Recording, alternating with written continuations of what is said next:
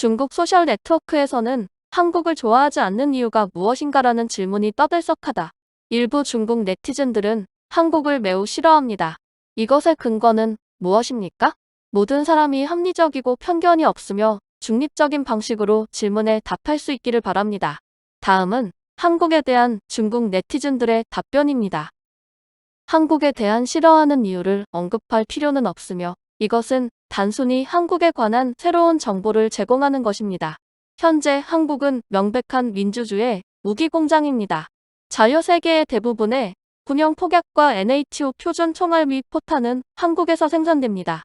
동시에 한국은 NATO 시스템 내에서 가장 비용 효율적인 육군 중무기를 생산하고 있습니다.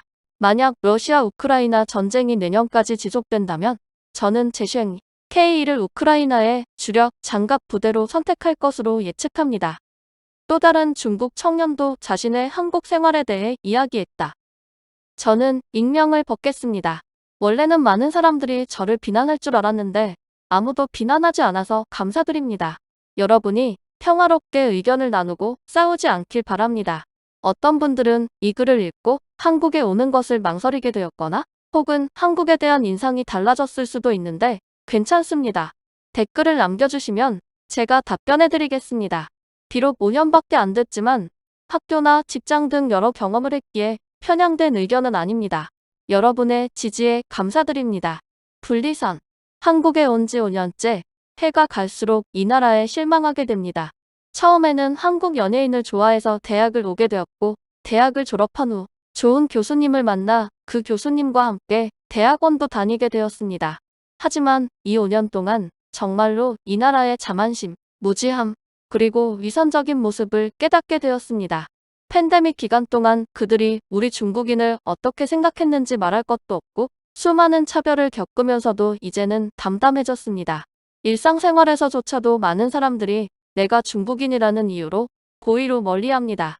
조별과제에서는 교수님에게 중국인과 함께하지 말라고 메시지를 보내는 경우도 있습니다. 제가 어떻게 아냐고요?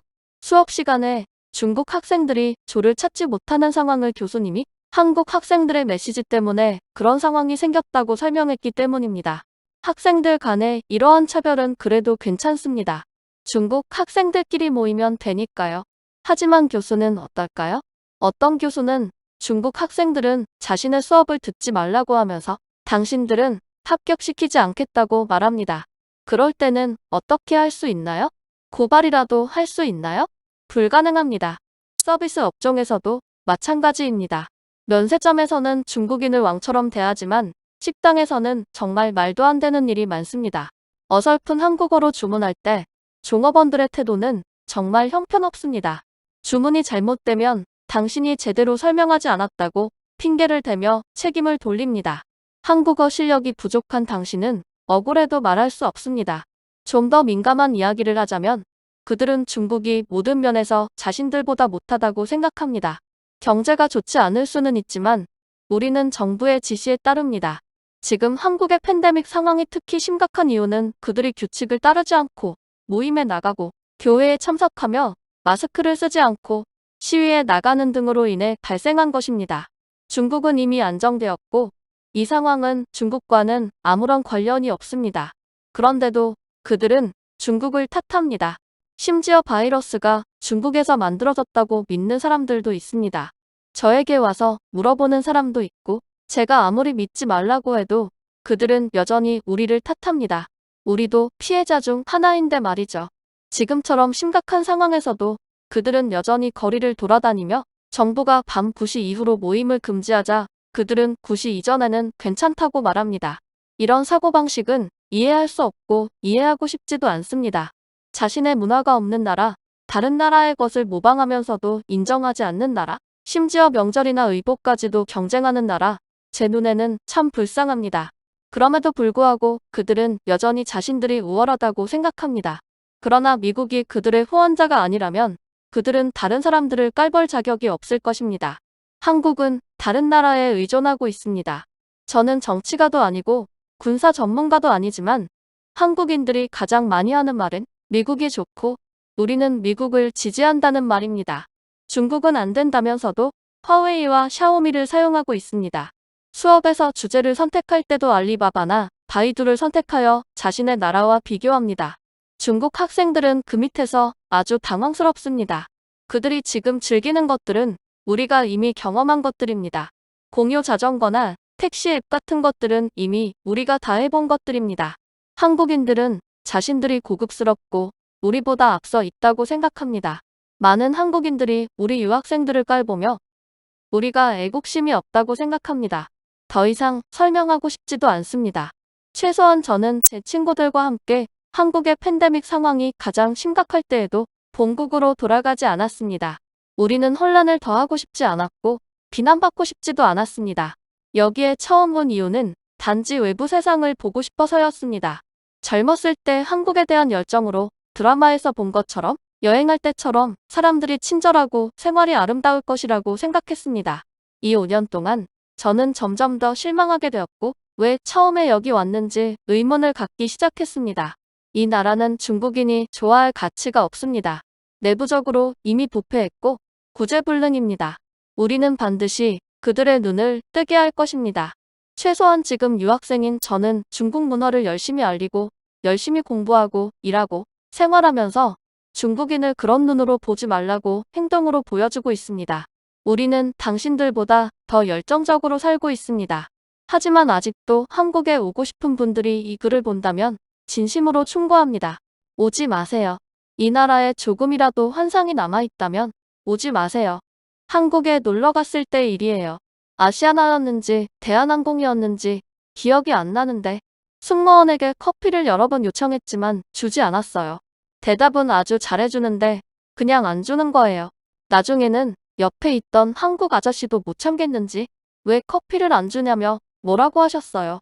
그때 한국에 대한 전체적인 인상이 N점이나 떨어졌어요. 명나라, 중국의 옷은 이조의 조선을 베꼈다. 송나라의 옷은 고려를 베꼈다. 당나라의 옷은 신라를 베꼈다. 탈중국화하려는 당신의 욕망을 이해할 수 있지만 그 이전에는 그러기 위해서는 역사를 존중하고 흑백을 혼동하지 말고 자신의 문화가 독립적이라고 말하고 솔직하게 중국 문화의 대중성을 따라잡기 위해 노력하고 국내 역사의상, 복원 매니아의 복원 작품을 따라해. 보세요. 그룹 사극의 스타일을 복사하여 청중을 혼란스럽게 만듭니다. 이 나라는 처음부터 끝까지 정말 혐오스럽다. 한국인은 철학이 없고 역사와 전통이 부족하다. 한국인은 인문학과 사회과학이 극도로 부족하다. 참으로 안타깝고 우울한 일입니다. 중국 본토에 대한 한국인의 태도가 대만인의 태도보다 훨씬 더 나쁘다는 사실이 싫습니다. 인애, 정의, 예절, 지혜, 신뢰가 부족하다. 그들의 온화함과 예의, 검소함은 한국인에게 꿈이 없게 만든다. 아마도 문재인이 가져온 오락문화 외에도 왜곡된 가치관이 많을 것이다. 올림픽 축구 경기, 버라이어티 쇼, 역사의 자의적 개작 등 한국인들에게 나쁜 영향을 미치고 나쁜 인상을 주는 각종 행사에는 비즈니스 경쟁에 있어서 상한선이나 하한선이 없으며 또한 하한선도 없습니다. 최근 몇 년 동안 한국 사회는 점점 퇴폐화되었습니다. 그들은 더 이상 유교를 버리고 기독교를 받아들였으며 심지어 전 세계의 한국 유명 인사들을 속이는 것을 좋아합니다. 정치인과 기업인은 중국에 대한 존중이 부족하고 한국은 파리와 같습니다. 파리는 짜증나지만 언급할 가치가 없습니다. 동시에 그들은 견딜 수 없는 생물학적 사슬의 구성원입니다. 그러나 이 파리의 크기가 100배로 커지고 그 울음소리가 100배로 커지면 누구도 참아주지 못할 것 같습니다. 내 개인적인 이해를 조금 추가합니다. 중요하지 않음. 역사에 대해서는 이야기하지 않겠습니다. 광주 사변의 영향으로 성장한 집단이 완전히 좌파라고 할 수는 없지만 과거에 비하면 훨씬 진보된 사람들이다. 그런 청년들이 청년과 중년의 땀과 꿈, 불굴의 정신으로 한강의 기적을 이루어냈습니다. 이 세대는 당시에 많은 전통과 정치적 편견을 버리는 동시에 한국의 근대성을 수용하고 수행했습니다. 리 정션의 클론과 거북이, 리드싱어가 사망할 때까지 예술적 대표자입니다. 2005만 2006년쯤에는 우익이 다시 반격을 가했는데 한국에는 좌파 이념적 무기가 부족했고 그 수준도 홍콩과 비슷했다. 거의 즉시 전통적인 보수 세력은 다시 한번 사회의 주류와 발언권을 모두 장악했습니다. 어쩌면 광주의 희생 버프가 만료된 것인지도 모르겠습니다. 사실 그때나 그 이전에 노무현이 자진 사퇴했어야 했다.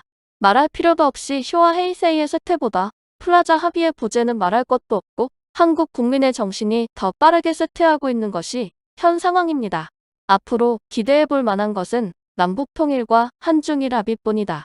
내부적으로 좌파 세력은 경제가 완전히 붕괴될 때까지 기다려야 하고 우파 세력은 남북한이 붕괴되기를 기다려야 한다. 그렇지 않으면 급속히 가라앉고 북과 북의 격차가 벌어질 것이다. 남쪽은 점차 짧아질 것이다. 지금이 대한민국에서 가장 짜증나는 시기라고 할 수 있습니다. 몇 년 뒤에는 무슨 일이 있어도 한국이 그렇게 미움을 받지는 않을 것이다. 한국에 대한 부정적인 의견 외에도 한국에 대한 긍정적인 의견도 있습니다.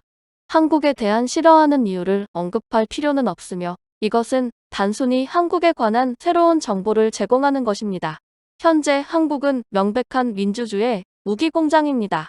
자유세계의 대부분의 군용 폭약과 NATO 표준 총알 및 포탄은 한국에서 생산됩니다. 동시에 한국은 NATO 시스템 내에서 가장 비용 효율적인 육군 중무기를 생산하고 있습니다. 만약 러시아 우크라이나 전쟁이 내년까지 지속된다면 저는 제시행 K1을 우크라이나의 주력 장갑 부대로 선택할 것으로 예측합니다.